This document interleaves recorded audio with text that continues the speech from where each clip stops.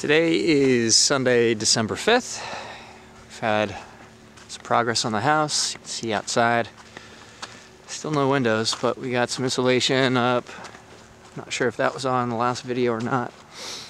Kind of slow going there. We're waiting on windows.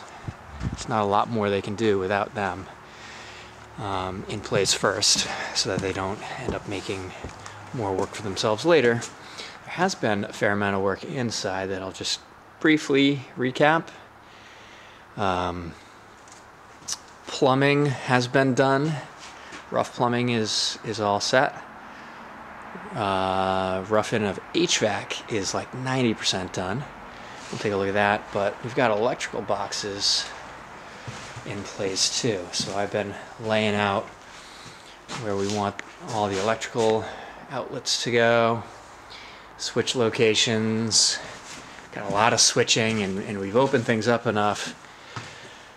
The floor plan that makes a lot of three-way switches and in different switch locations. So we will be continuing to work on this. I've got basically, I think, the whole first floor minus the kitchen. Kitchen is going to be tricky just because of the cabinets and everything going on in there. So I'm holding off on that. But otherwise, the downstairs is kind of prepped, ready for wire. Tomorrow should be running wire through some of these boxes and hanging the rest of them. The whole basement has been, the boxes have been hung. It's dark down there, so I'm not going to bother, but the boxes have been hung down there, except for this one wall, two walls that haven't been framed up really, so they need to get framed. Hopefully they'll be framed tomorrow so I can hang those boxes too and check them off the list. And then the second floor, we got some of the rooms. The office up here is the one that's completely done. We have it ready to rock. Laid out. We got a lot of electrical, a lot of extra outlets in there, but it's an office. It's worse things to happen to have an extra box or two. And we have the guest bedroom all laid out, except for the light switch that needs to be mounted right about there for the bathroom. There's going to be, again, a three-way switch coming in and out of the bathroom, and on the inside it's all going to be a little too tight, so we're going to end up putting them on the outside of the door instead, and I think that's going to be a better plan. So, but you know, your standard outlets. We took some time to consider where furniture was going, bed location, make sure we get an outlet on either side, make sure they're symmetrical even. There's a double cripple stud under this sill.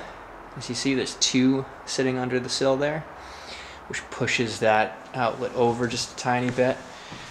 There's only one cripple stud under this sill, and so I padded it out so that the bed can be centered in the windows, and then you're getting electrical again on either side for lamps or plug in a cell phone or whatever. And then what else is going on? Master, kind of same thing. Harder to see because HVAC people are still working, but there's an outlet. I didn't have to pad them out because there's only one cripple on the inside here and there. I also measured the king size bed to make sure that it'll fit there. There's also a bed location possible here. We prefer this outside wall, but this one's a pretty good location too. We got the one in the location. This one has some interference, so it ended up on this wall instead. But it serves the same purpose. And yeah, switches in here.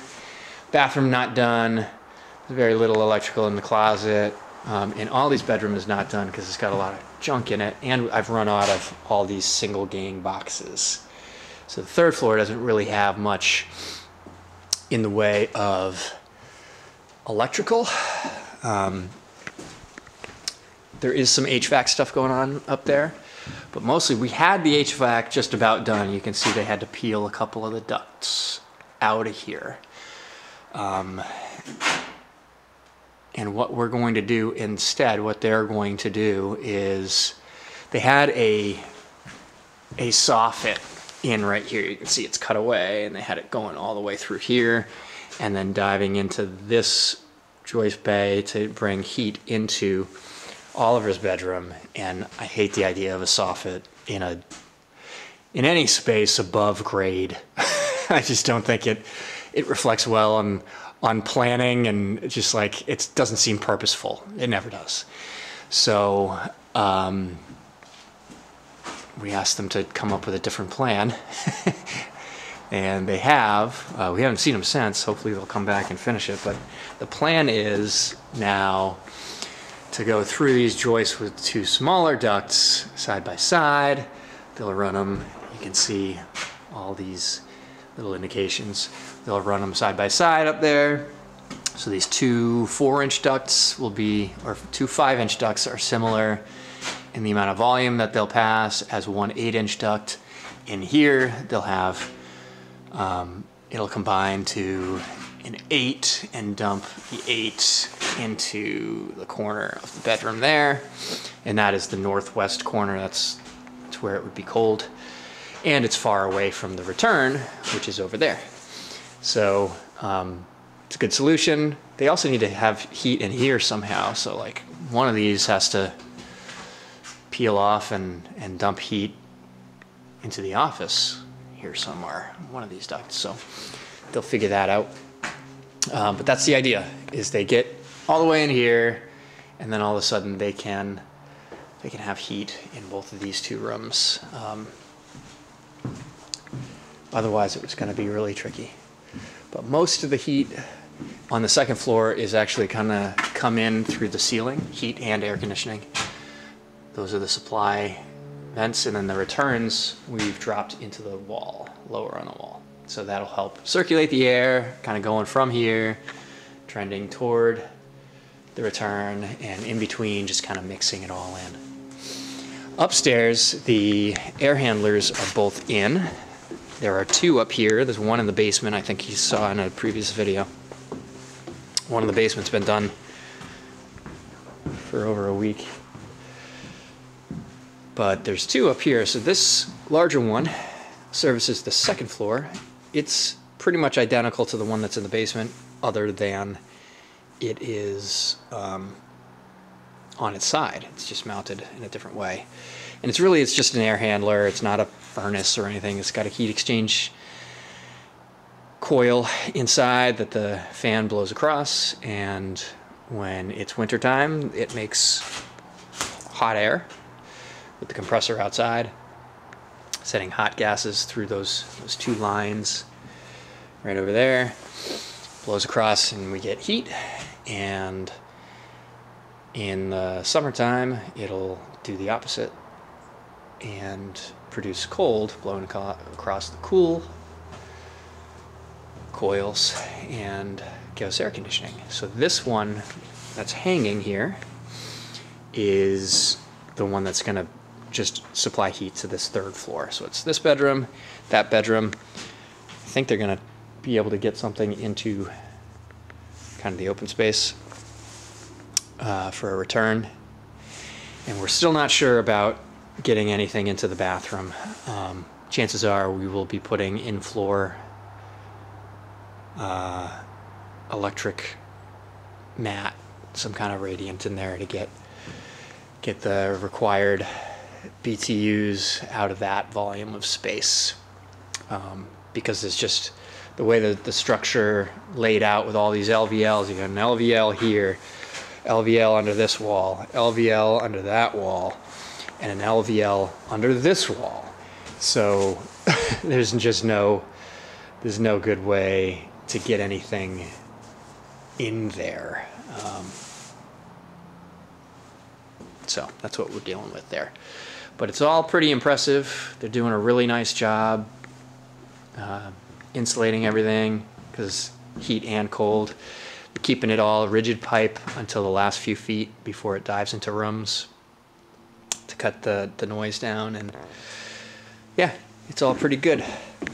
So hopefully by next week, on our next update, we'll have all the boxes in and a bunch of the wire run. Maybe all of the wire run. We'll see how things move along this week. That's basically. Oh, we got pocket doors too. I don't think I showed you this.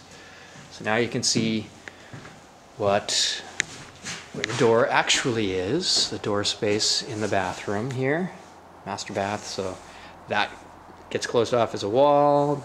Door can slide in there and slide back out there. Pretty straightforward, but that is the opening. And then again in the Jack and Jill, likewise, door's gonna swing open this way to Ollie's room, and then the Jack and Jill pass through. You can finally see now. It's in the middle of the room, and the tub's gonna be on the right, toilet to the left, sink on the far side. And they even framed out a little kind of storage area.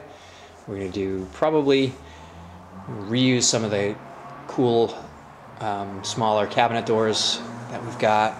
We'll build one small cabinet door there, one small there, and then open shelving in the middle. Should be pretty cool.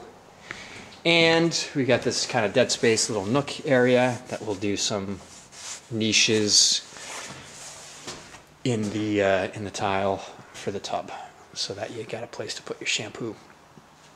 But yep, so that's what's going on. Another good day. Hopefully next week I'll be able to say we're 100% done with HVAC, and hopefully next week I'll be able to say we're 100% done with rough electrical as well. So that is the goal. A lot more boxes to hang and a whole lot of wire to pull between now and then. So wish me luck, and I'll talk to you again soon.